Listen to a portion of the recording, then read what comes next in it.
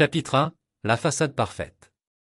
Robert Kane se tenait devant les fenêtres du plafond de son bureau d'angle, en Floride, regardant le ciel de Seattle scintiller sous la pluie de l'après-midi.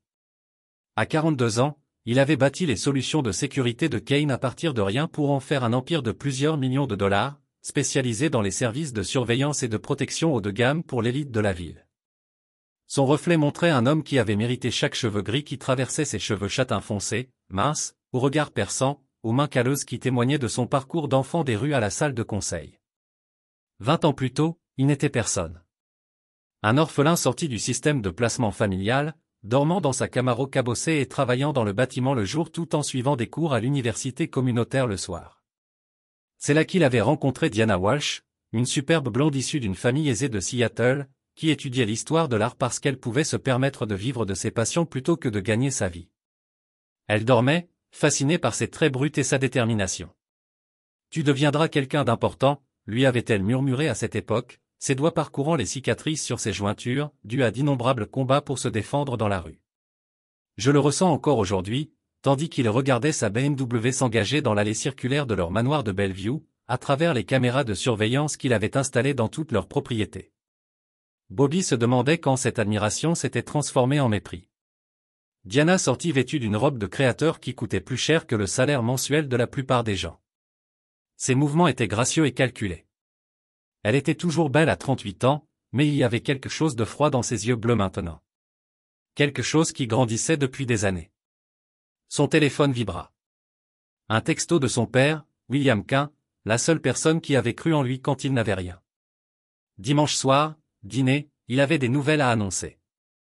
Bobby sourit sincèrement pour la première fois ce jour-là. William, un docker, avait trouvé Bobby endormi dans sa voiture sur le parking du port 23 ans plus tôt. Au lieu d'appeler la police, le bourru sexagénaire lui avait proposé un travail, un canapé et, finalement, ce que Bobby n'avait jamais eu, un vrai père. La porte du bureau s'ouvrit sans qu'on frappe. Son assistante, Patricia est, une quinquagénaire au regard perçant, qui travaillait avec lui depuis la création de l'entreprise. « Votre femme a appelé » dit-elle d'un ton soigneusement neutre. « Elle sera encore en retard pour le dîner. » Une réunion du comité de charité. Bobby serra les dents. Le travail caritatif de Diana était devenu de plus en plus chronophage au cours de l'année écoulée, s'arrêtant jusque tard dans la soirée. Il avait d'abord admiré son dévouement envers les enfants défavorisés.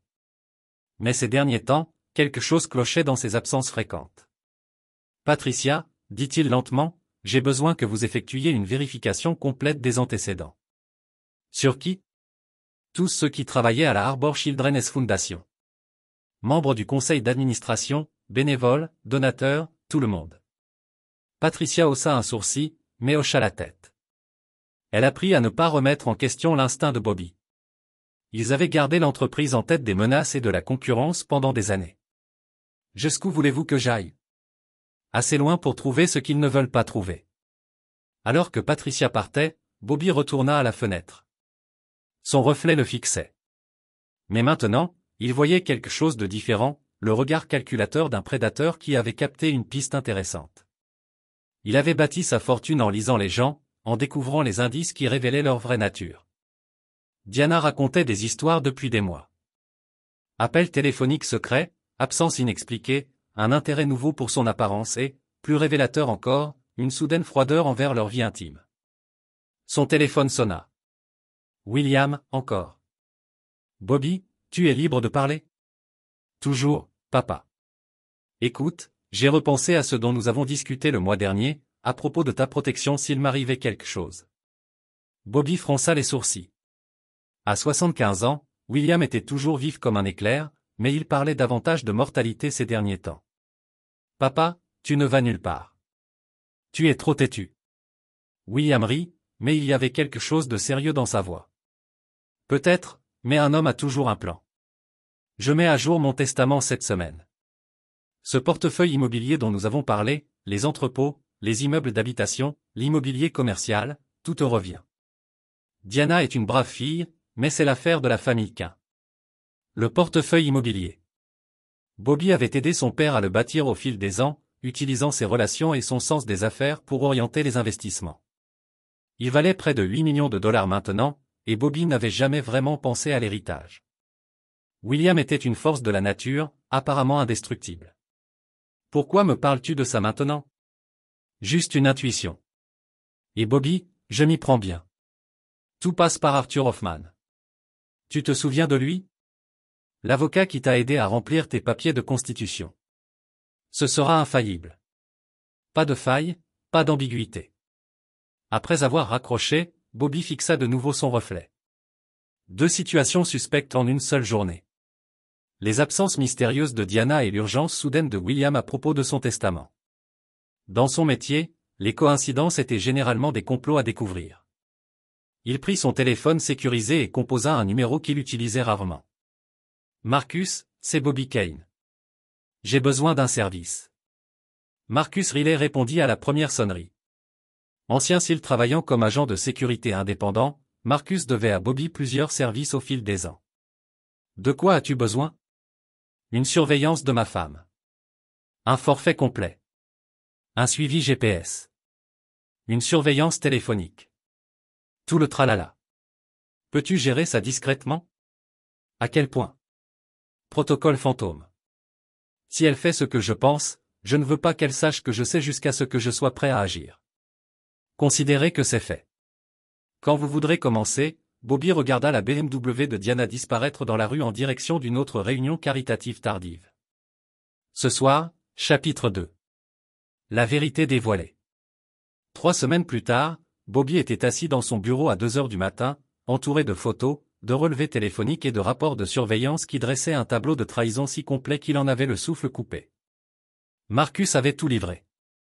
Données de localisation, conversations enregistrées, même des séquences vidéo. Qui ne laissait aucune place à l'interprétation. Diana ne trichait pas seulement. Elle entretenait une liaison sérieuse avec Trevor Mills, le directeur de la Harbor Children's Foundation, âgé de 34 ans. Ce même Trevor Mills dont l'enquête sur les antécédents avait révélé un schéma inquiétant. 3 relations antérieures avec des bienfaiteurs mariés, chacune se terminant par d'importants règlements financiers et des dons mystérieux à son organisation. Mais c'était pire qu'un simple adultère.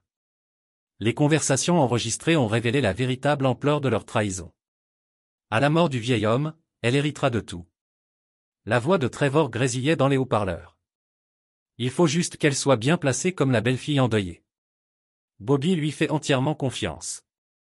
William a parlé de mettre à jour son testament, répondit Diana d'une voix froide et calculatrice.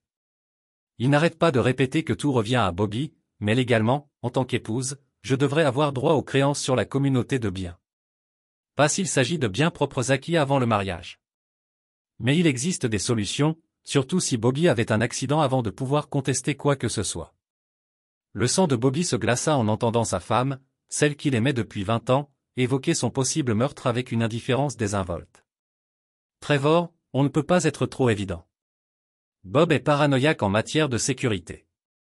Il a des caméras partout, des contacts et les forces de l'ordre. S'il lui arrive quelque chose, les gens poseront des questions.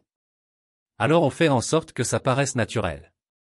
Crise cardiaque, accident de voiture, quelque chose d'introuvable. Je connais des spécialistes de ce genre de résolution de problèmes. L'enregistrement continua, détaillant des plans qui retournèrent l'estomac de Bobby. Il surveillait la santé de William, attendant le bon moment. Trevor avait apparemment fait des recherches sur des poisons intraçables, discutant de méthodes qui ressembleraient à des morts naturelles pour le père et le fils. Mais la trahison finale résonna dans la voix de Diana, dénuée de tout prétexte. J'ai perdu 20 ans à jouer les épouses complices de ces ordures. Sais-tu ce que c'est que de faire semblant d'aimer quelqu'un d'aussi inférieur à soi? Il pense que William l'a sauvé, mais tout ce que ce vieil homme a fait, c'est retarder l'inévitable. Bobby est né sans rien, et il ne mourra sans rien. Au moins, comme ça, sa mort aura un but. Bobby éteignit l'enregistrement et fixa ses mains. Elle ne tremblait pas. Cela le surprit. Au lieu de cela, il sentit un calme glacial l'envahir. Le même sentiment qu'il avait éprouvé à l'époque où des hommes plus grands et plus forts avaient tenté de le briser. La différence, c'est qu'il avait maintenant des ressources, des relations et, surtout, du temps pour planifier. Son téléphone vibra. Un SMS de William. Le médecin veut faire des examens. Tu ne te sens pas bien ces derniers temps? Ne t'inquiète pas, tu vieillis probablement. Le sang de Bob se glaça. Il appela immédiatement Marcus. J'ai besoin d'une équipe médicale de surveillance complète pour mon père dès maintenant. Quelqu'un essaie peut-être de l'empoisonner. Bon sang, Bobby, tu en es sûr? Assez sûr pour tuer quiconque le touche. En quelques heures, Marcus avait fait appel à une équipe médicale discrète pour surveiller l'état de Williams, tandis que les agents de sécurité de Bobby fouillaient l'appartement du vieil homme à la recherche de toxines. Ce qu'ils découvrirent confirma ses pires craintes, des traces de thallium dans la cafetière Williams, un poison à action lente qui imitait les symptômes du vieillissement et de la maladie.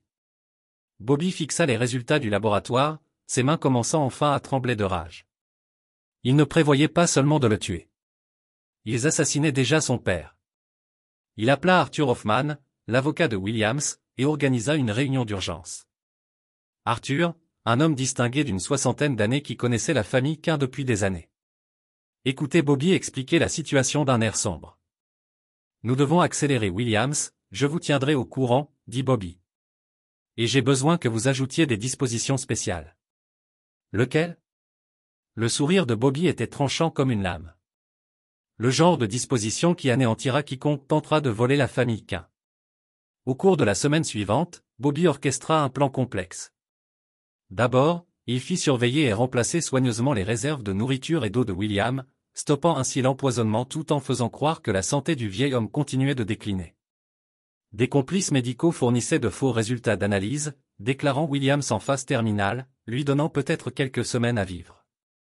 Diana joua parfaitement son rôle, feignant son inquiétude tout en célébrant secrètement avec Trevor. Bobby les observait, grâce à des caméras cachées, discuter de leur avenir, de la manière dont ils se réconforteraient mutuellement après la perte tragique de William et de la façon dont ils géreraient l'accident ultérieur de Bobby. L'ironie ne lui échappa pas, Diana pensait manipuler un enfant des rues qui avait eu de la chance. Elle ignorait totalement qu'elle jouait aux échecs avec quelqu'un qui avait appris à anticiper 15 coups. Pendant ce temps, Bobby utilisait ses relations dans le domaine de la sécurité pour constituer un dossier complet sur Trevor Mills. Cet homme n'était pas seulement un séducteur en série de femmes fortunées.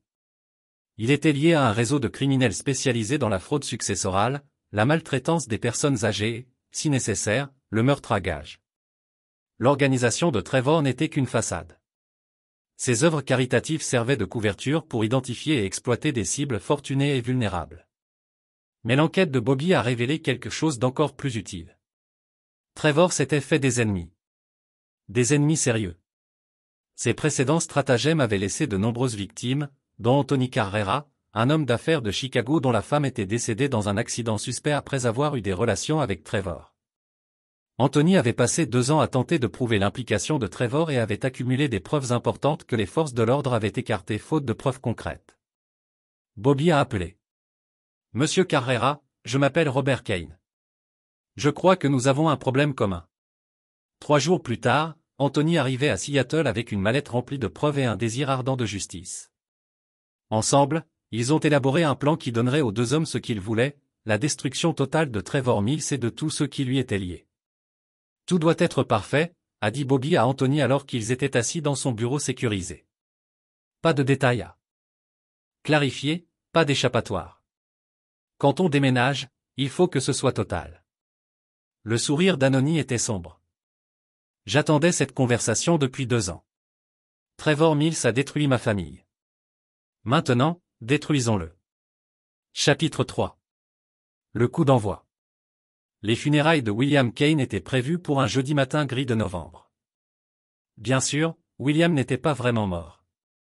Il était caché dans un établissement médical privé à l'extérieur de la ville, protégé par la meilleure équipe de sécurité de Bobby, et profitait du spectacle via des flux vidéo cryptés.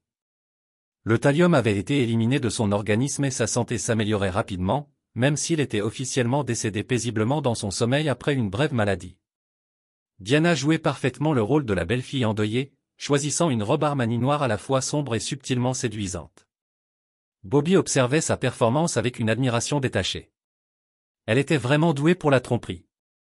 Dommage pour elle qu'elle ait choisi de tromper le mauvais homme. La cérémonie funèbre fut petite et intime, en présence des vieux amis de William Dedock, de certains associés de Bobby et, bien sûr, de Trevor Mills, qui était apparu comme l'ami qui a soutenu Diana pendant son deuil. Bobby remarqua la main de Trevor qui s'attardait sur le bas du dos de Diana pendant la réception. Un geste soi-disant réconfortant, mais manifestement possessif. Je suis vraiment désolé pour ta perte, dit Trevor à Bobby avec une sincérité parfaite.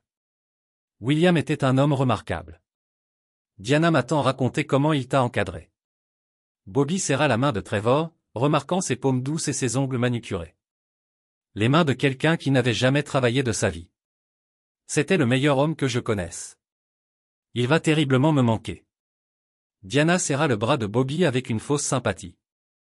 On le fera tous les deux, chérie, mais au moins il ne souffre plus. L'hypocrisie était stupéfiante. Elle le réconfortait de la mort qu'elle avait causée, prévoyant de le tuer ensuite, tandis que son amant se tenait à 1 mètre de lui. Bobby se demanda si elle ressentait de la culpabilité, ou si elle était simplement impitoyable. Le véritable spectacle, cependant, aurait lieu plus tard dans l'après-midi, au cabinet d'Arthur Hoffman, pour la lecture du testament de Williams. Bobby avait passé des semaines à préparer ce moment, travaillant avec Arthur pour élaborer le piège parfait. Tout devait paraître parfaitement légitime tout en étant absolument dévastateur. À 15 heures, les principaux intéressés se réunirent dans la salle de conférence d'Arthur.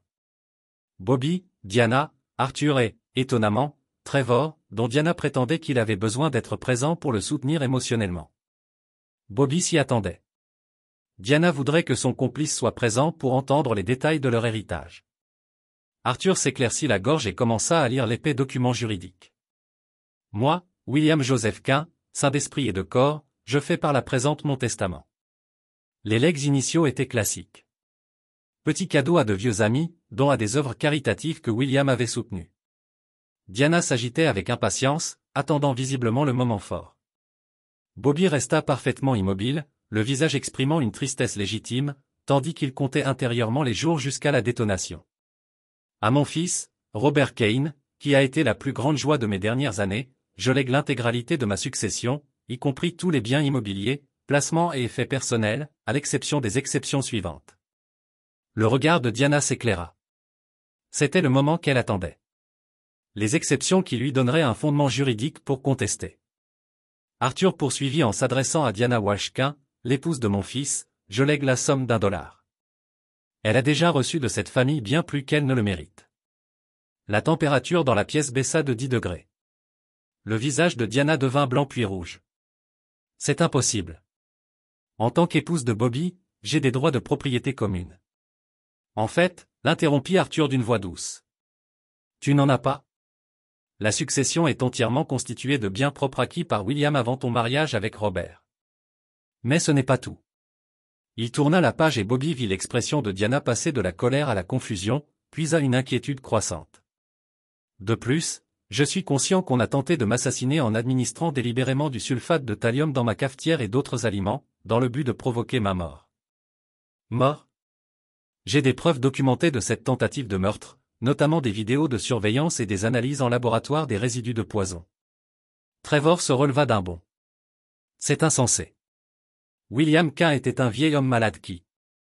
Asseyez-vous, monsieur Mills, dit Arthur froidement. Je n'ai pas fini, le visage de Diana était devenu gris cendré. Bobby, tu ne peux pas y croire. Je crois aux preuves, dit doucement Bobby, sa voix imprégnée d'une certitude absolue. 23 conversations enregistrées entre vous et Trevor, évoquant le meurtre de mon père, vos projets pour ma mort et le partage de l'héritage. Je crois aux résidus de thallium retrouvés dans l'appartement de papa. Je crois aux photos de vous et Trevor ensemble depuis 8 mois. Il glissa un dossier en papier craft sur la table. Diana l'ouvrit d'une main tremblante, révélant des photos de surveillance d'elle et Trevor dans des positions compromettantes, des transcriptions de leurs conversations enregistrées et des rapports de laboratoire documentant l'empoisonnement. C'est impossible, murmura Diana, mais sa voix était muette. Condamnation. Arthur prit son téléphone. À ce stade, la loi m'oblige à contacter les autorités. La tentative de meurtre est un crime grave. Attendez, dit Trevor d'un ton désespéré. Vous ne pouvez pas prouver que nous avons réellement empoisonné qui que ce soit. Le vieil homme est mort de cause naturelle. En fait, interrompit Bobby. Papa n'est pas mort. Le silence qui suivit fut assourdissant. Diana et Trevor le fixèrent, stupéfaits, leur plan soigneusement élaboré s'effondrant.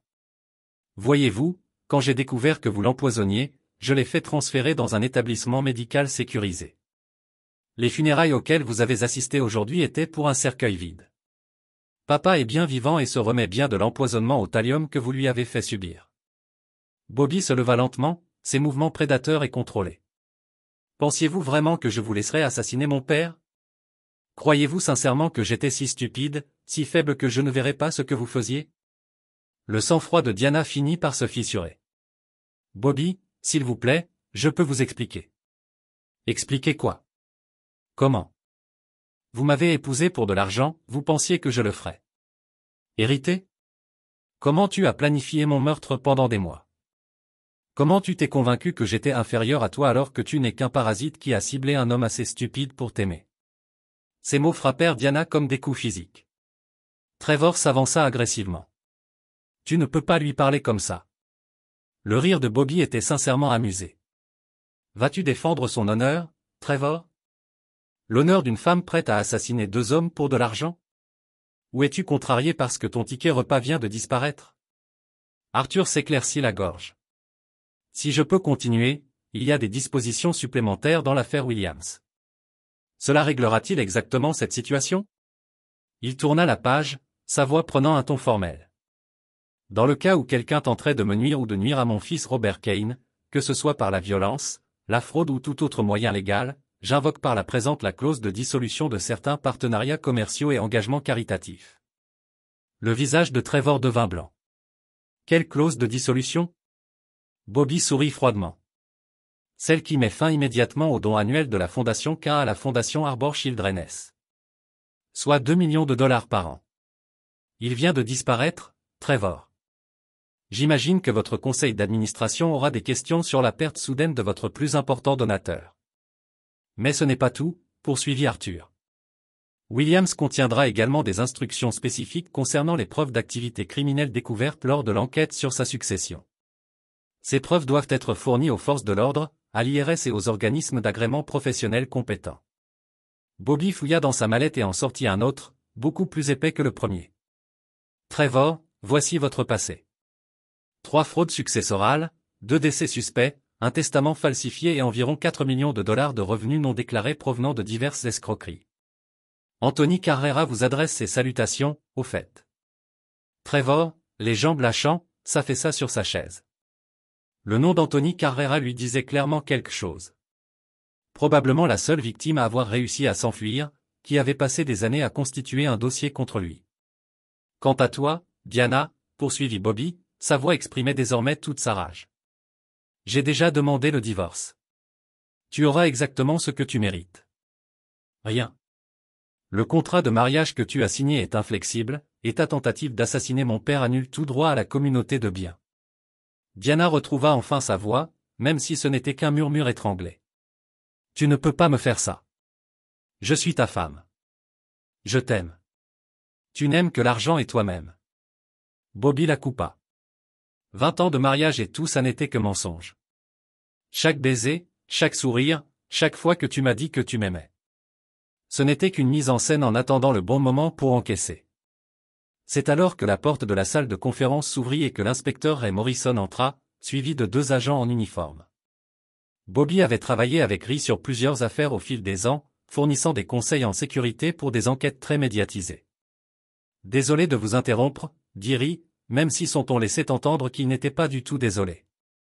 Nous avons des mandats d'arrêt contre Diana Walsh, Kane et Trevor Mills pour tentative de meurtre, complot en vue de commettre un meurtre et fraude. Chapitre 4. Le règlement de compte commence. Les arrestations furent rapides et professionnelles. Les protestations hystériques de Diana résonnèrent dans le cabinet d'Arthur tandis que les menottes claquaient autour de ses poignets. Ses talons aiguilles glissaient sur le sol ciré tandis qu'elle se débattait contre les policiers.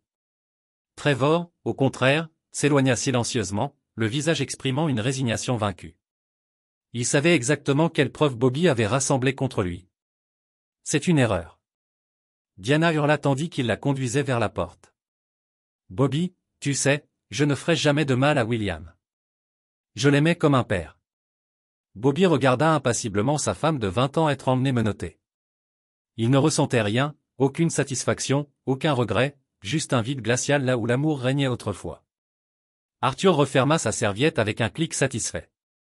Les papiers du divorce seront déposés demain matin. Compte tenu des accusations criminelles, nous pouvons accélérer la procédure. Diana se battra pour sa liberté, pas pour tes biens. L'inspecteur Morrison s'est attardé après que les policiers eurent emmené Diana et Trevor. Quel malheur, Bobby. 20 ans de mariage, et elle projetait de vous tuer tous les deux. Pas du tout, Ray. Elle essayait activement. Si je ne l'avais pas remarqué à temps, papa serait mort dans la semaine, et je n'aurais pas été loin derrière. Les preuves que tu as fournies sont solides. Relevés téléphoniques, images de surveillance, résidus de poison. De quoi les cacher pendant des décennies. Mais je dois te demander, depuis combien de temps le savais-tu? Bobby réfléchit à la question. J'ai soupçonné quelque chose pendant des mois, mais je n'en ai pris conscience qu'il y a 3 semaines. C'est alors que j'ai fait venir Marcus pour une surveillance. Ray a hoché la tête d'un air approbateur. La réputation de Marcus Riley dans les milieux policiers était irréprochable. Son témoignage serait irréfutable devant un tribunal. Et le vieil homme? Quand pourrons-nous l'interroger? Papa est en convalescence dans un établissement privé. Les médecins disent qu'il sera complètement désintoxiqué d'ici une semaine. Il est impatient de témoigner. Après le départ de Ray, Bobby se retrouve seul dans la salle de conférence avec Arthur. L'avocat verse 2 verres de bourbon d'une carafe en cristal qu'il gardait pour les jours particulièrement difficiles. En 40 ans de pratique, j'ai vu beaucoup de divorces difficiles, dit Arthur en tendant un verre à Bobby. Mais là, c'est tout autre chose. Comment vas-tu? Bobby fixa le liquide ambré, voyant son reflet déformé à la surface. Je n'arrête pas de penser à tous les signes que j'ai manqués. Toutes les fois où j'aurais dû voir qui elle était vraiment. Tu as vu ce qu'elle voulait que tu vois. C'est ce qui rend les sociopathes si dangereux. Ce sont d'excellents interprètes. 20 ans, Arthur. 20 ans à vivre avec quelqu'un qui projetait de me tuer. Comment fait-on ça? Comment peut-on vous souhaiter bonne nuit tout en recherchant des poisons intraçables? L'expression d'Arthur était sombre. De la même manière qu'on vous réconforte aux funérailles de votre père après l'avoir empoisonné. Diana Walsh Kane est une espèce maléfique particulière. Bobby, le genre de personne qui arbore un beau visage et parle d'une voix aimante tout en planifiant votre destruction. Le téléphone de Bobby vibra. Un SMS de Marcus. Colis livré. Target acquis. Le message signifiait qu'Anthony Carrera était arrivé à Seattle avec des preuves supplémentaires contre Trevor Mills et qu'ils étaient prêts à passer à la phase suivante du plan de Bobby. Détruire Diana et Trevor légalement n'était que le début. Bobby voulait qu'ils perdent tout. Leur liberté, leur réputation, leur avenir et, surtout, leur espoir. Je dois passer un appel, dit Bobby à Arthur en sortant du bureau. Anthony répondit immédiatement. C'est fait. Trevor a été arrêté et j'ai fourni à la police de Chicago tout ce dont ils ont besoin pour rouvrir le dossier de Rebecca. Ils émettent de nouveaux mandats d'arrêt. Rebecca Carrera, l'épouse d'Anthony, décédée dans un accident de voiture suspect 6 mois après s'être impliquée dans les œuvres caritatives de Trevor. La police avait conclu à un accident, mais Anthony n'avait jamais cessé de croire que Trevor était responsable. Et les documents financiers?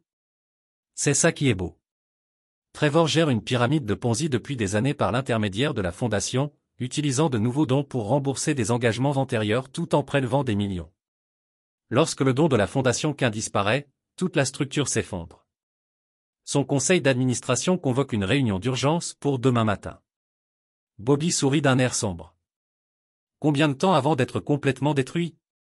Financièrement, d'ici la fin de la semaine. Légalement? Les accusations à Chicago prendront plus de temps, mais entre les preuves que vous avez fournies et celles que j'ai compilées, il encourt plusieurs peines de prison à perpétuité. Quant à Diana, ses liens avec Trevor la rendent complice de tout ce qu'il a fait. Accusation de complot, complicité de meurtre, fraude. Elle coule avec le navire. Bobby raccroche et se tient debout sous la bruine de fin d'après-midi, sentant la pluie froide sur son visage. Il y a 24 heures, il était un homme avec une femme infidèle et un père mourant. Maintenant, il était un homme avec des ennemis en prison et un père en convalescence en sécurité. La transformation aurait dû être plus satisfaisante. Son téléphone sonne. William appelle depuis l'établissement médical sécurisé. Bobby, j'ai tout regardé en vidéo. Tu as été formidable, mon fils. Comment te sens-tu, papa? De plus en plus fort chaque jour. Les médecins disent que je serai rétabli d'ici 1 mois. Mais ce n'est pas pour ça que je t'appelle. La voix de William avait un poids que Bobby n'avait jamais entendu auparavant. Je veux que tu saches que ce que Diana a dit sur le fait que je ne t'aimais pas. C'était le plus gros mensonge de tous. Tu m'as sauvé la vie, Bobby. Pas seulement aujourd'hui, mais il y a 23 ans, quand tu m'as laissé devenir ton père. Bobby sentit sa gorge se serrer. Papa, laisse-moi finir. J'étais un vieil homme solitaire qui allait vers une fin amère quand je t'ai trouvé endormi dans cette voiture.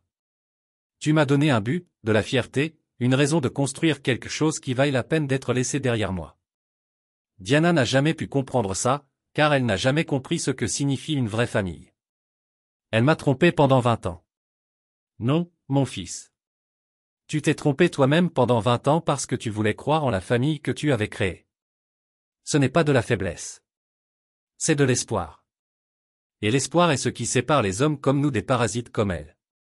Après avoir raccroché, Bobby parcourut les rues de Seattle, longeant les quartiers difficiles où il avait grandi, le port où William l'avait trouvé, le manoir où Diana avait joué les épouses aimantes tout en planifiant son meurtre. La ville avait changé, comme si la pluie avait balayé des illusions qui, sans s'en rendre compte, obscurcissaient sa vision.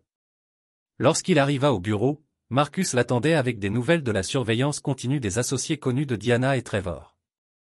L'arrestation avait déclenché une réaction paniquée au sein de leur réseau de complices. Les associés s'efforçaient de prendre leur distance, détruisaient des preuves, téléphonaient désespérément à des avocats et à des intermédiaires. Ils ont peur, rapporta Marcus. La rumeur se répand que les opérations de Trevor ont été complètement compromises. 3 de ses précédentes victimes ont déjà contacté les forces de l'ordre, proposant leur coopération. Bobby étudia les photos de surveillance éparpillées sur son bureau. Les visages de ceux qui avaient permis les crimes de Diana et Trevor, qui avaient profité de leurs agissements, qui les avaient aidés à cibler des victimes vulnérables. Un réseau de prédateurs qui s'étendait bien au-delà de sa trahison personnelle. Marcus, je les veux tous. Tous.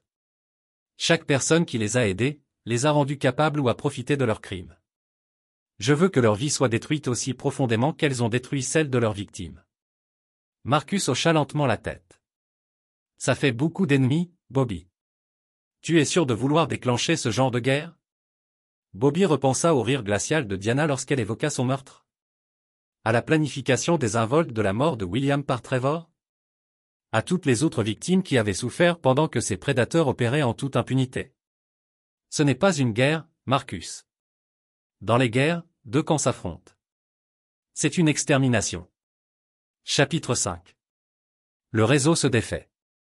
La Harbor Children's Foundation a implosé de façon spectaculaire.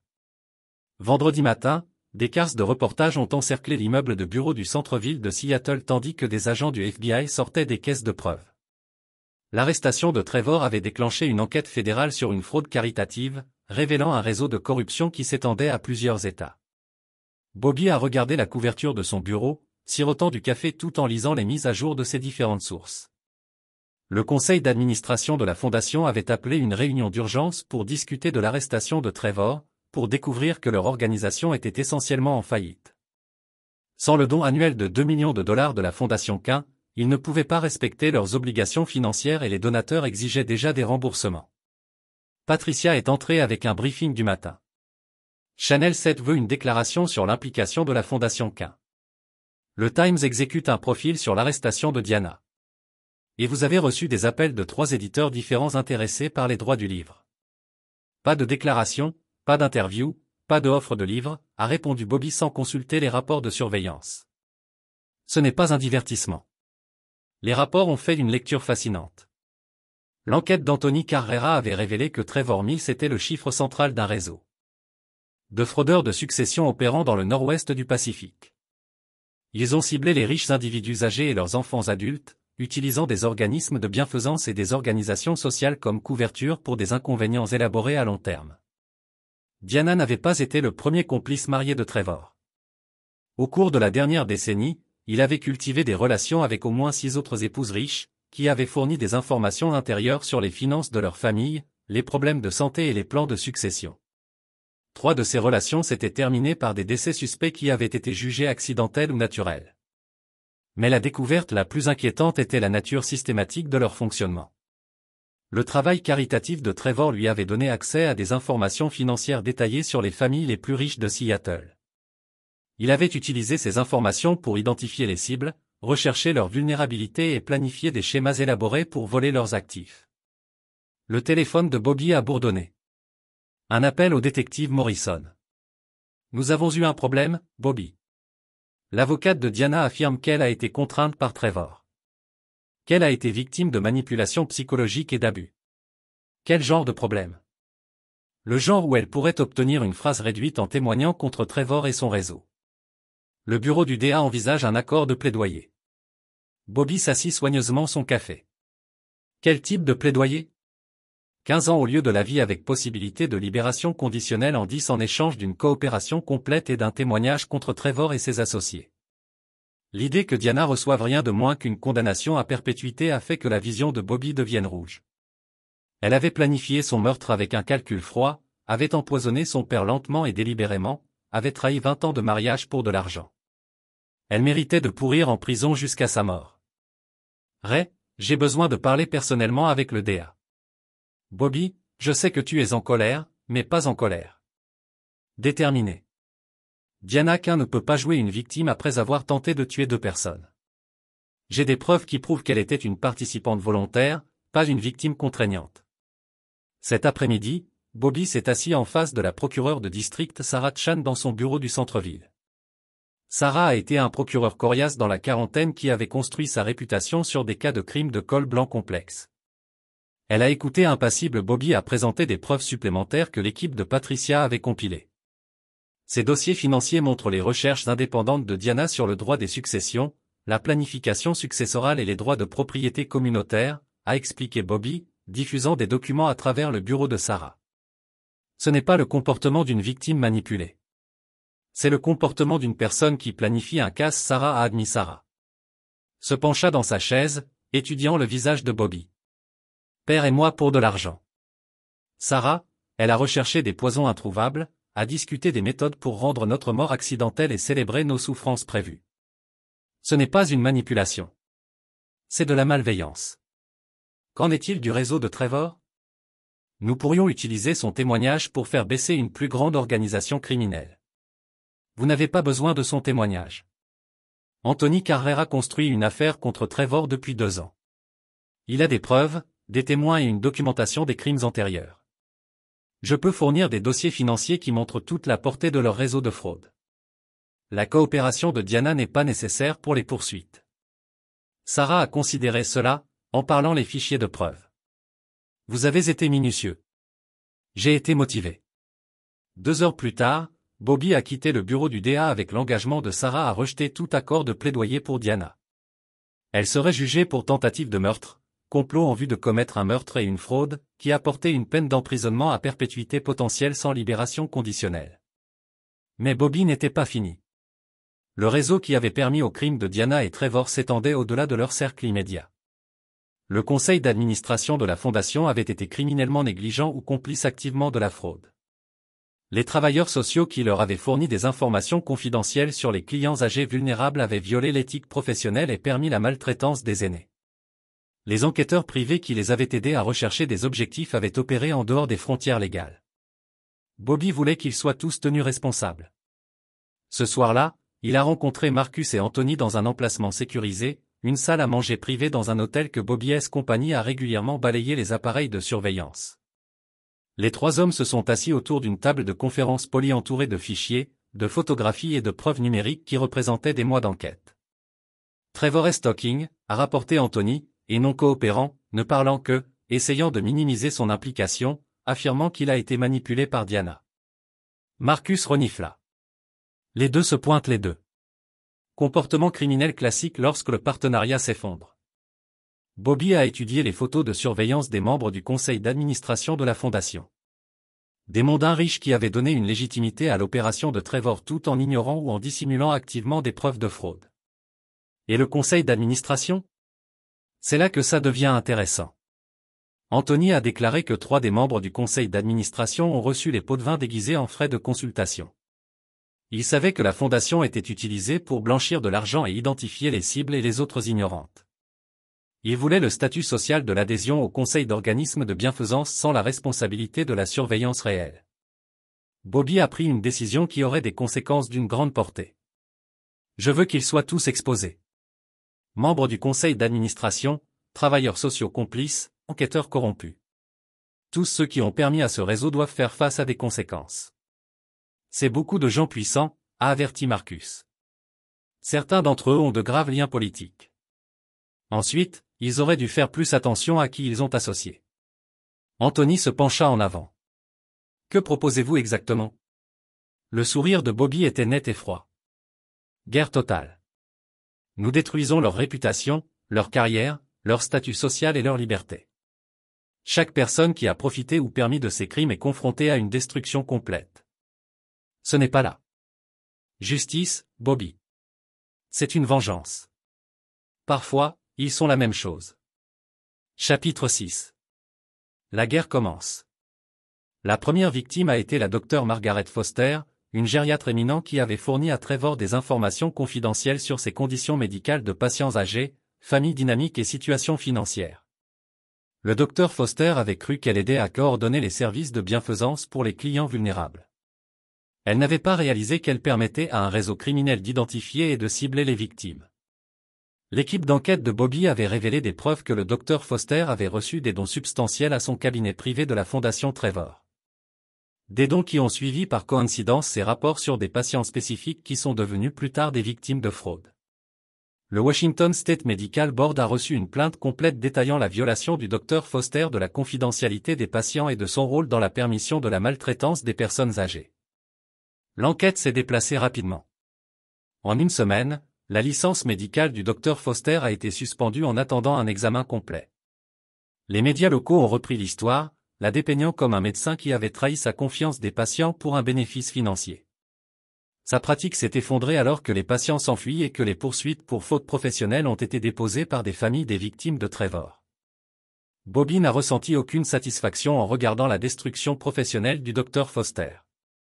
Ce n'était pas une question de plaisir. Il s'agissait de conséquences. Les personnes qui ont permis aux prédateurs devaient comprendre que leurs actions avaient de sérieuses répercussions. La deuxième cible était plus difficile à atteindre.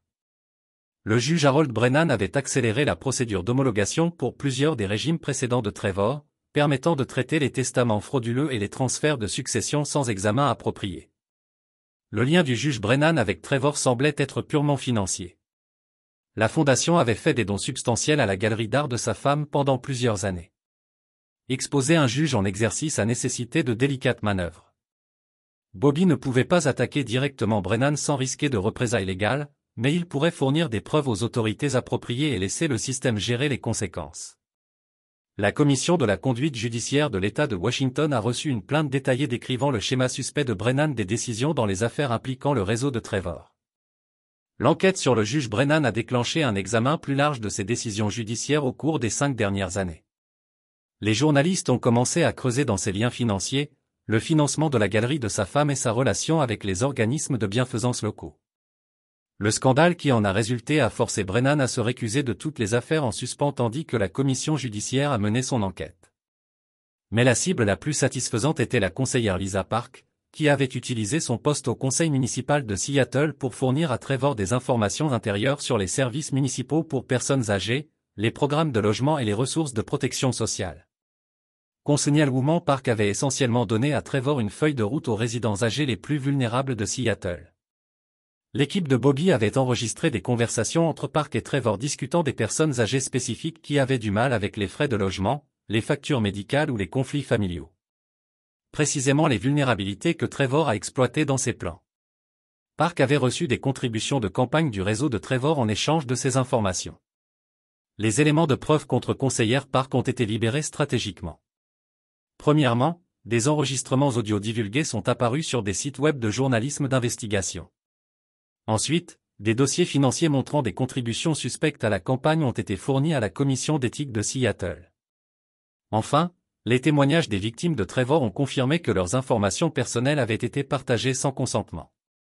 Le scandale politique qui a suivi était spectaculaire. La conseillère Park a tenté de prétendre qu'elle avait essayé d'aider les électeurs vulnérables, mais les conversations enregistrées ont révélé son mépris insensible à leur bien-être. Elle a démissionné du conseil municipal dans les 2 semaines, faisant face à des accusations criminelles potentielles pour la corruption et la maltraitance des personnes âgées. Mais la guerre de Bobby ne se limitait pas aux chaînes officielles. Son entreprise de sécurité avait des liens dans les affaires et la communauté sociale de Seattle. Et il a utilisé ses connexions pour détruire systématiquement la réputation des catalyseurs de Trevor. Richard Carvey, l'enquêteur privé qui avait aidé Trevor Research Potential Victim, a constaté que sa licence d'enquête avait été révoquée et que sa clientèle s'est évaporée alors que Ward se répandait sur son rôle dans la fraude aux personnes âgées. Beverly Hitchkin, la travailleuse sociale qui avait fourni à Trevor des informations confidentielles des clients, a été licenciée de son poste et a été mise sur liste noire à partir du travail des services sociaux dans tout l'État de Washington. Chaque destruction était méthodique, approfondie et irréversible. Bobby ne voulait pas que ces gens soient confrontés à des conséquences. Il voulait qu'ils comprennent que leur vie a été modifiée en permanence par leur choix pour permettre aux criminels. L'impact psychologique était dévastateur. Plusieurs des anciens associés de Trevor ont tenté de contacter directement Bobby, cherchant à négocier une sorte d'hébergement ou de compréhension. Ils ont offert des informations, une coopération et même une restitution financière en échange de la fin de la destruction systématique de leur vie. Bobby a rejeté chaque ouverture. Ce n'était pas une négociation. C'était un calcul. Les médias ont commencé à remarquer le modèle. Une enquête de Seattle Times intitulée L'effondrement du réseau a documenté comment l'arrestation de 2 personnes avait déclenché la destruction d'une infrastructure criminelle entière. L'article dépeint Bobby comme un chercheur de justice dévoué ou un justicier impitoyable, selon le point de vue du lecteur. Bobby ne se souciait pas de la couverture médiatique. Il se souciait des résultats. À la fin du mois, le réseau de Trevor avait été complètement démantelé. Chaque personne qui avait activé, soutenu ou profité de ces crimes faisait face à de graves conséquences. Organisme criminel, destruction professionnelle, ruine financière ou ostracisme social. Mais la bataille la plus importante de la guerre était toujours en cours de combat devant le tribunal, où Diana et Trevor ont été jugés pour tentative de meurtre. L'affaire de l'accusation était écrasante. Des enregistrements audio de Diana et Trevor discutant du meurtre de Bobby ont été joués pour le jury, leur voix froide et calculant alors qu'ils prévoyaient sa mort. Les preuves de laboratoire ont confirmé l'empoisonnement au thallium de William Ken, tandis que les images de surveillance ont montré que l'affaire est le complot de Diana et Trevor. L'avocat de la défense de Diana a essayé désespérément pour la dépeindre comme une victime de la manipulation de Trevor, mais les preuves de Bobby ont rendu cela impossible. Ses recherches indépendantes sur le droit des successions, ses enquêtes sur les contre-mesures de surveillance et sa participation active au meurtre de planification ont démontré une intention criminelle claire. La stratégie de défense de Trevor était également féodale. Son avocat a tenté de prétendre que les conversations étaient un jeu de rôle fantastique, qu'aucun crime réel n'avait été commis et que la mort de William K était naturelle, mais l'apparence surprise de William en tant que témoin à poursuite. Très vivant et se remettant d'un empoisonnement au thallium a détruit complètement ce récit. Le procès a duré 3 semaines. Bobby a témoigné pendant 6 heures, présentant méthodiquement des preuves tout en maintenant un calme parfait. Il a décrit la découverte de la trahison de sa femme, enquêtant sur ses crimes et protégeant son père contre le meurtre, le tout dans un ton calme et factuel qui a facilité la tâche du jury. Le témoignage de Diana a été un désastre. Elle est tombée en panne à plusieurs reprises, alternant entre les revendications d'innocence et les accusations contre Trevor. Sa performance n'a convaincu personne, surtout lorsque des enregistrements audio de sa voix ont été joués immédiatement après ses refus. Trevor jamais pris position.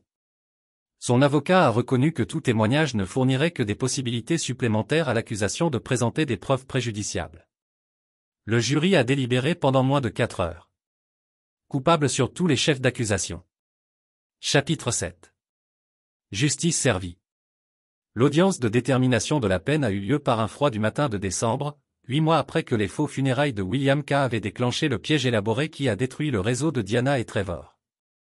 Bobby s'est assis dans le premier rang de la salle d'audience, portant le même costume noir qu'il avait porté au service commémoratif de son père, regardant la femme qui avait planifié son meurtre avait appris son sort. Diana avait l'air hagardée après des mois de prison, en attendant le procès. Sa garde-robe de créateur avait été remplacée par une combinaison orange, son maquillage et son style parfait abandonnés pour la dure réalité de l'incarcération.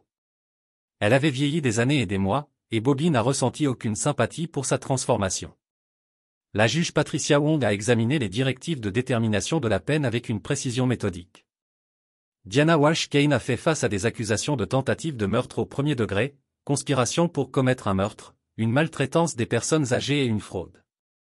L'accusation avait recommandé une peine d'emprisonnement à perpétuité sans possibilité de libération conditionnelle. Madame Kane, juge Wong, a déclaré que sa voix portant le poids de l'autorité absolue. Vous avez été reconnu coupable d'avoir tenté de tuer le père adoptif de votre mari par une intoxication systématique, de planifier le meurtre ultérieur de votre mari et de frauder les victimes par un complot criminel élaboré. L'avocat de Diana a plaidé final pour la miséricorde, faisant valoir que son client avait été manipulé par Trevor Mills et méritait une considération pour son dossier auparavant propre. L'argument est tombé à plat. Le jury avait entendu les meurtres de planification de la voix enregistrée de Diana par calcul du froid. Le tribunal conclut que Madame Kane n'a pas été victime de manipulation, mais un participant actif et volontaire dans une entreprise criminelle qui a montré un mépris insensible à la vie humaine. Le juge Wong a poursuivi, la nature préméditée de ces crimes, combinée à l'intention claire de l'accusé de commettre des meurtres supplémentaires, justifie la peine maximale autorisée par la loi. Diana Walsh Kane, vous êtes par la présente condamnée à la prison à perpétuité sans possibilité de libération conditionnelle. Les jambes de Diana ont cédé et elle s'est effondrée sur sa chaise, sanglotant hystériquement. Ses parents, assis dans la galerie à pleurer ouvertement alors qu'ils regardaient leur fille recevoir ce qui équivalait à une condamnation à mort. Bobby ne ressentait rien, aucune satisfaction, aucun regret, juste la certitude froide que la justice avait été rendue. La condamnation de Trevor a suivi immédiatement. Son cas était plus complexe en raison de preuves de crimes antérieurs dans plusieurs États, mais le résultat a été identique. Remous à perpétuité sans libération conditionnelle avec des peines consécutives supplémentaires pour son rôle dans d'autres décès suspects. Après l'audience, Bobby s'est tenu sur les marches du palais de justice avec William, qui s'était complètement rétabli de l'empoisonnement au thallium. À 75 ans, le vieil homme avait l'air plus sain qu'il ne l'avait fait depuis des années, ses yeux brillants avec la satisfaction de voir ses assassins potentiels faire face à la justice. « Comment vous sentez-vous » demanda William en regardant les parents de Diana émerger du palais de justice, brisés par les crimes et la punition de leur fille. « Vide, a admis Bobby. Je pensais que je ressentirais quelque chose de plus. La justice ressent souvent cela. Il ne s'agit pas de satisfaction. Il s'agit de l'équilibre. Diana et Trevor ont perturbé l'ordre naturel en essayant de tuer des innocents pour de l'argent. Maintenant, le solde a été rétabli. Bobby hocha la tête, en comprenant ce que son père voulait dire. Cela n'avait jamais été de se venger, malgré ce que certains observateurs ont réclamé. Le dernier des affaires du réseau. Rouvrir 4 cas de mort suspects de la dernière décennie. Les crimes de Trevor ont été complètement démantelés. Chaque personne qui avait profité ou facilité ces programmes a connu de graves conséquences. Des accusations criminelles à la destruction professionnelle à la ruine financière, l'infrastructure élaborée qui leur a permis de fonctionner pendant des années avait été brisée en permanence. Mais la guerre de Bobby avait lui-même une dernière cible. Au cours des semaines suivantes, il a subi un examen systématique de sa propre vie. Recherche de faiblesses et d'angles morts qui avaient permis à Diana de le tromper pendant 20 ans. Il a embauché une entreprise de sécurité indépendante pour auditer les opérations de son entreprise, garantissant qu'aucun autre employé n'avait accès à des informations qui pourraient être utilisées contre lui ou ses clients. Il a également commencé le processus de restructuration complètement de sa vie personnelle. Le manoir de Bellevue où il vivait avec Diana a été vendu. Les produits ont été donnés à des organisations légitimes de prévention de la maltraitance des personnes âgées. Il a emménagé dans un appartement de penthouse sécurisé au centre-ville, plus près de son bureau et protégé par des systèmes de sécurité de qualité militaire. Plus important encore, il a mis fin à son isolement émotionnel. Pendant des mois après l'arrestation de Diana, Bobby s'était retiré des contacts sociaux, faisant confiance à personne et considérant chaque interaction comme potentiellement trompeuse. Mais les conseils de William l'ont aidé à comprendre qu'un isolement complet était une autre forme de défaite. Diana n'a pas simplement essayé de tuer votre corps. William a expliqué lors de l'un de leurs dîners hebdomadaires. Elle a essayé de tuer votre capacité à faire confiance, à aimer, à croire aux autres. Si vous la laissez réussir, elle gagne même de prison.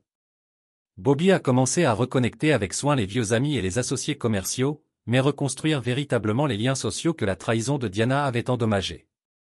Il a également recommencé à sortir ensemble. Rien de grave, mais suffisant pour se rappeler que toutes les relations n'ont pas été construites sur la tromperie et la malveillance. Le processus était lent et parfois douloureux. Bobby s'est retrouvé à analyser chaque interaction, à la recherche de signes de manipulation ou de motifs cachés. Mais progressivement, il a appris à distinguer la prudence raisonnable et l'isolement paranoïaque. 6 mois après la condamnation de Diana, Bobby a reçu un visiteur inattendu dans son bureau. Anthony Carrera était retourné à Seattle, non pas pour les affaires, mais pour exprimer sa gratitude pour le rôle de Bobby en traduit enfin Trevor Mills en justice. « J'ai passé 2 ans à essayer de prouver que Trevor a tué ma femme », a déclaré Anthony. Ils se sont assis dans la salle de conférence sécurisée de Bobby. La police pensait que j'étais un mari de chagrin pour chasser les théories du complot. Vous avez permis d'exposer la vérité. Nous voulions tous les deux la même chose, a répondu Bobby. Justice pour nos familles. Plus que cela, vous m'avez montré que parfois le système a besoin d'aide pour fonctionner correctement. Le réseau de Trevor a fonctionné pendant des années parce que les bonnes personnes regardent dans l'autre sens ou ne creusent pas assez profondément pour trouver la vérité. Les mots d'Anthony ont cristallisé quelque chose à laquelle Bobby pensait depuis des mois.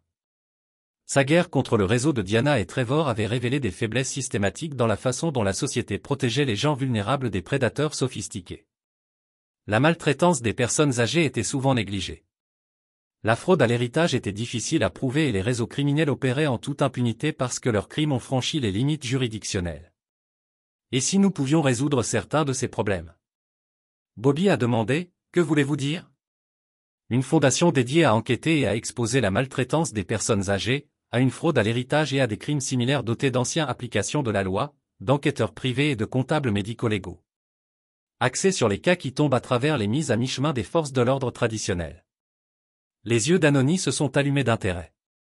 Utilisez les ressources de votre entreprise de sécurité, en utilisant tout, les ressources, les connexions, l'expertise, ce qui rend impossible pour les gens comme Trevor et Diana de fonctionner sans être capturés. La Fondation Quin pour la protection des personnes âgées a été créée 3 mois plus tard, financée par le produit du règlement de divorce de Bobby et les actifs perdus de Diana. La mission de la Fondation était simple. Identifier, enquêter et exposer des crimes aux adultes âgés et vulnérables, en fournissant des preuves aux forces de l'ordre et au soutien aux familles des victimes.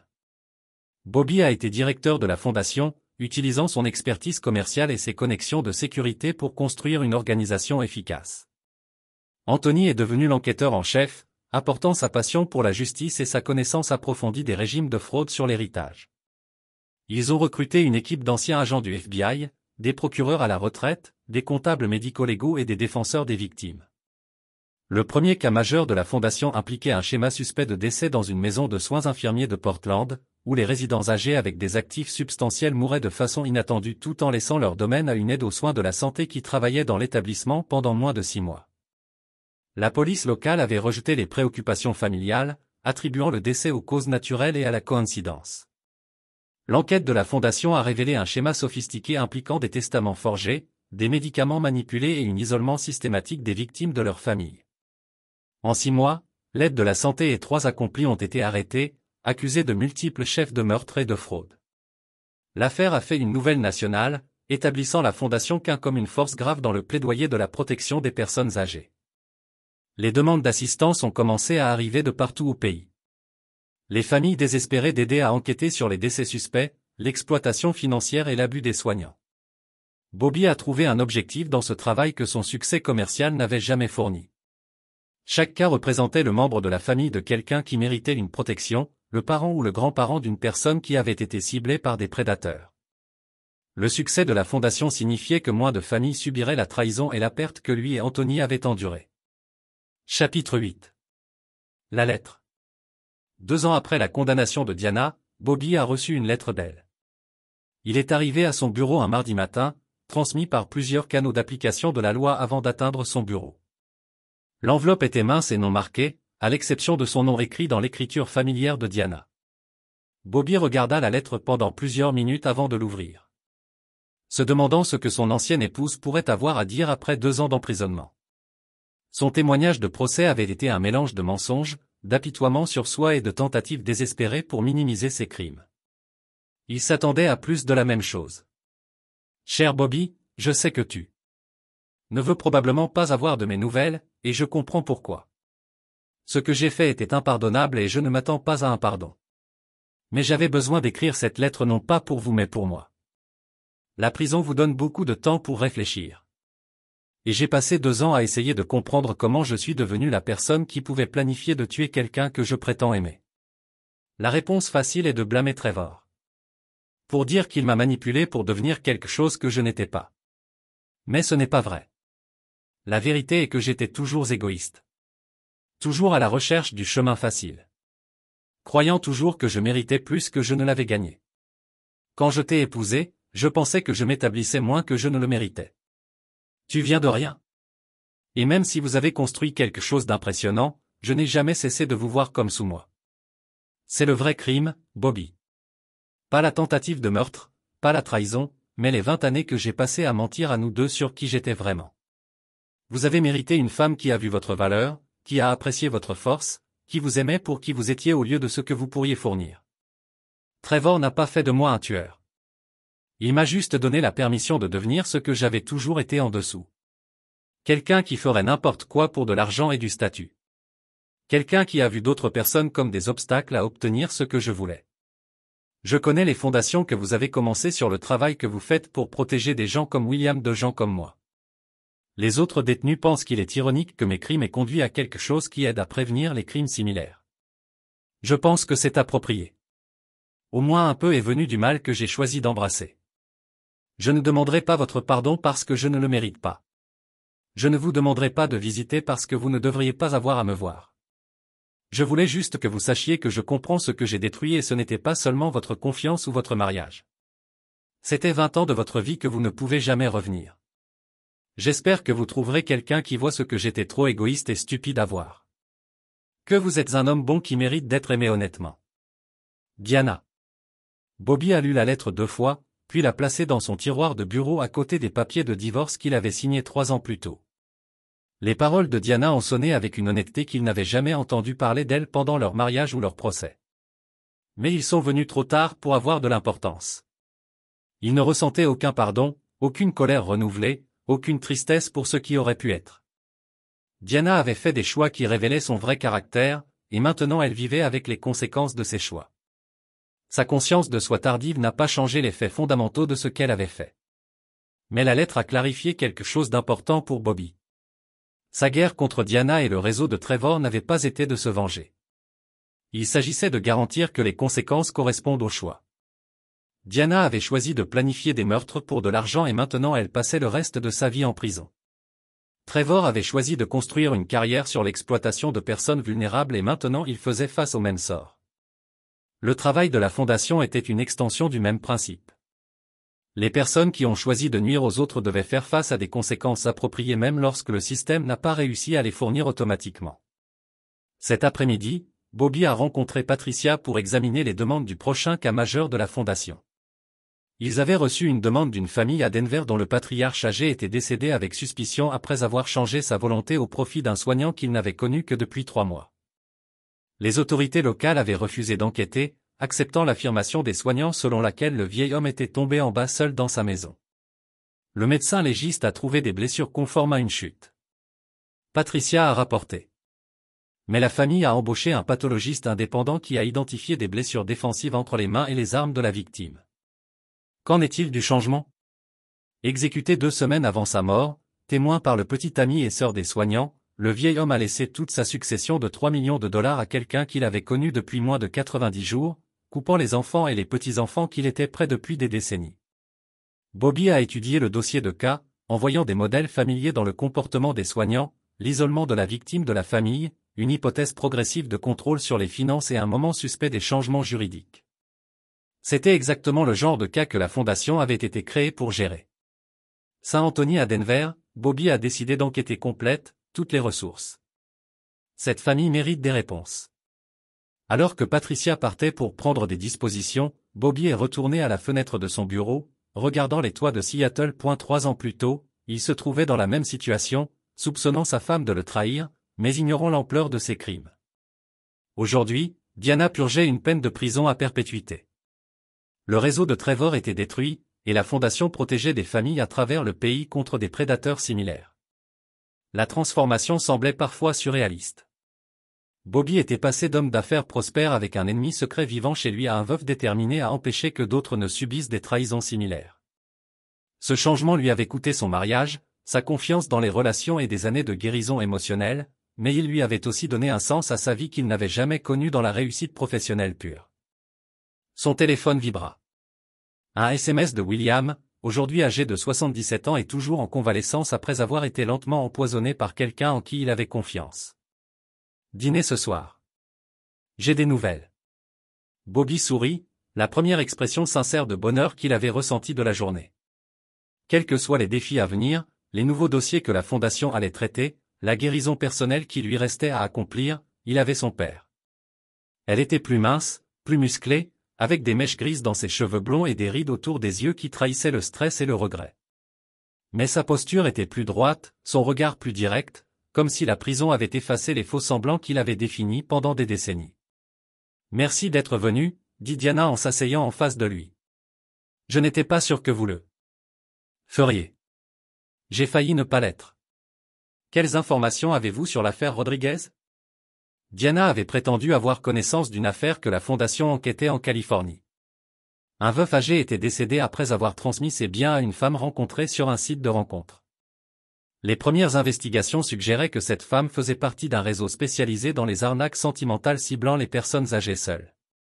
Maria Santos, la femme qui a escroqué Monsieur Rodriguez. C'était la protégée de Trevor, dit Diana sans préambule. Il l'a formée pendant 2 ans avant d'être arrêté. Il lui a enseigné ses méthodes pour identifier et manipuler ses cibles. Bobby se pencha en avant, son intérêt s'aiguisant. Comment le savez-vous ? Parce que je l'ai aidé à la recruter. Trevor recherchait des femmes séduisantes capables de jouer différents rôles selon la cible. Maria était spécialisée dans le rôle de veuve endeuillée. Elle identifiait les hommes récemment endeuillés grâce aux avis de décès, puis les contactait via des sites de rencontres ou les réseaux sociaux, prétendant comprendre leurs pertes. C'était une nouvelle information qui pouvait faire toute la lumière sur l'affaire Rodriguez. Si Maria Santos était connectée au réseau de Trevor, elle pourrait être impliquée dans plusieurs crimes similaires dans plusieurs États. Que savez-vous d'autre de son opération ? Elle travaille avec une équipe, un faussaire qui crée de fausses identités, un spécialiste informatique qui gère les profils en ligne et un coordinateur logistique qui gère les transferts financiers. Ils opèrent en Californie, au Nevada et en Arizona depuis au moins 3 ans. Diana fouilla dans sa poche et en sortit un morceau de papier plié. Nom, lieu, méthode, tout ce dont je me souviens du fonctionnement du réseau de Trevor et des personnes qu'il a formées avant son arrestation. Bobby examina le papier et reconnut des noms issus d'enquêtes précédentes de la Fondation. Je ne peux pas te rendre 20 ans de mariage bâti sur des mensonges, ni rendre à William les mois d'empoisonnement lent, ni restaurer la confiance que l'on a détruite. Mais je peux contribuer à empêcher d'autres personnes de vivre ce que nous t'avons fait subir. Bobby étudia le visage de son ex-femme, à la recherche de signes de manipulation ou d'intentions cachées. Mais l'expression de Diana était ouverte et directe, sans le charme calculé qu'il avait défini pendant des décennies. La Fondation a aidé 16 familles à obtenir justice pour leurs proches assassinés. Diana dit, j'ai suivi votre travail grâce aux reportages et aux lettres d'autres détenus dont vous avez révélé les crimes. Vous êtes devenu ce que j'aurais dû être, quelqu'un qui protège les personnes vulnérables au lieu de les exploiter. Bobby plia le papier et le glissa dans la poche de sa veste. Cette information nous aidera à sauver des vies. Je l'espère. J'ai besoin de croire que du mal que j'ai choisi d'embrasser peut naître du bien.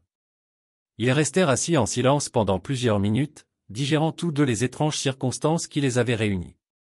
Bobby se surprit à observer les mains de Diana. Ces mêmes mains qui avaient caressé son visage pendant qu'elle planifiait son meurtre. Maintenant calleuse à cause du travail en prison et marquée de petites cicatrices dues à la vie en établissement. Avez-vous déjà pensé à ce qui aurait pu être différent ? Demanda Diana doucement. Vous voulez dire si vous n'aviez pas prévu de me tuer ? Je veux dire si j'avais été différente, si j'avais vu ce que vous valez vraiment au lieu de me concentrer sur ce que je pensais mériter. Bobby réfléchit sérieusement à la question. J'y pense parfois, mais la personne qui aurait pu m'aimer sincèrement n'aurait pas été vous, bien sûr. Votre vie avec quelqu'un qui ne voyait pas votre valeur. Bobby se tenait également debout, regardant son ex-femme, celle qui avait partagé son lit pendant qu'il préparait son meurtre, celle qu'il avait réconfortée lors des funérailles simulées de son père après avoir tenté d'empoisonner William, celle qui avait trahi toutes les promesses et tous les vœux de leur mariage pour de l'argent. Adieu, Diana. Adieu, Bobby. J'espère que tu trouveras ce que j'étais trop brisé pour te donner. Bobby sortit de la prison sous le soleil de fin d'après-midi, éprouvant un sentiment de réconciliation inattendu. Les informations de Diana aideraient la Fondation à résoudre de nombreuses affaires et à protéger d'autres familles de crimes similaires. Sa reconnaissance de ce qu'elle avait détruit apportait une sorte de conclusion à une histoire qui le hantait depuis 5 ans. Mais plus important encore, cette rencontre avait confirmé quelque chose que Bobby soupçonnait sans en être certain. Il était libre. La trahison de Diana ne le définissait plus. Ses crimes ne consumaient plus ses pensées, et son souvenir n'empoisonnait plus sa capacité à faire confiance et à aimer. Ce soir-là, Bobby dîna avec William dans leur restaurant préféré, là même où William lui avait annoncé la mise à jour de son testament, 5 ans plus tôt. William avait maintenant 80 ans, toujours vif et engagé, mais il évoluait plus lentement et dépendait davantage de Bobby pour son soutien émotionnel. « Comment ça s'est passé ?» demanda William après que Bobby eut décrit la visite en prison mieux que je ne l'aurais cru. Elle nous a donné des informations qui aideront à résoudre plusieurs affaires et a reconnu ses actes sans chercher d'excuses. Avez-vous changé d'avis à son égard? Bobby réfléchit à la question en regardant les lumières de Seattle se refléter sur l'eau devant les fenêtres du restaurant. Je la plains. Je suppose qu'elle a détruit sa propre vie aussi profondément qu'elle a essayé de détruire la nôtre. Mais je ne ressens plus ni colère, ni trahison, ni perte. C'est juste quelqu'un que j'ai connu, qui a fait des choix qui ont révélé sa vraie nature. William acquiesça d'un hochement de tête approbateur. C'est comme ça qu'on sait qu'on est guéri. Quand quelqu'un qui avait autrefois le pouvoir de vous détruire devient juste une autre personne dont les actes ont des conséquences. Ils ont discuté des dossiers à venir de la Fondation, de la santé de Williams et du projet hésitant de Bobby de reprendre des relations sérieuses. À 82 ans, Bobby était prêt à envisager la possibilité d'une relation sincère avec quelqu'un qui pourrait reconnaître sa valeur et partager ses valeurs. 6 mois plus tard, Bobby se tenait devant l'autel d'une petite église du centre-ville de Seattle, regardant Catherine Martinez s'avancer vers lui. Catherine, une procureure qu'il avait rencontrée grâce au travail de la Fondation, était une femme brillante et bienveillante qui comprenait l'importance de la justice et le prix de la trahison. William était son témoin, rayonnant de fierté lorsque son fils a épousé une femme qu'il aimait. Sincèrement. La cérémonie, intime et en petit comité, était suivie par des amis proches et des collègues de la Fondation, devenue la famille choisie par Bobby. Alors que Bobby et Catherine échangeaient leurs vœux, il pensa brièvement à Diana, condamnée à la prison à vie pour des crimes qui avaient révélé le vide là où l'amour aurait dû vivre.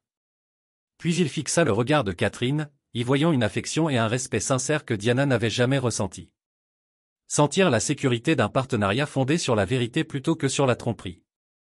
La famille Cain avait survécu à la trahison, à la tentative de meurtre et à la destruction systématique, et en était ressortie plus forte et plus déterminée qu'auparavant. La Fondation continuait de protéger les familles vulnérables à travers le pays.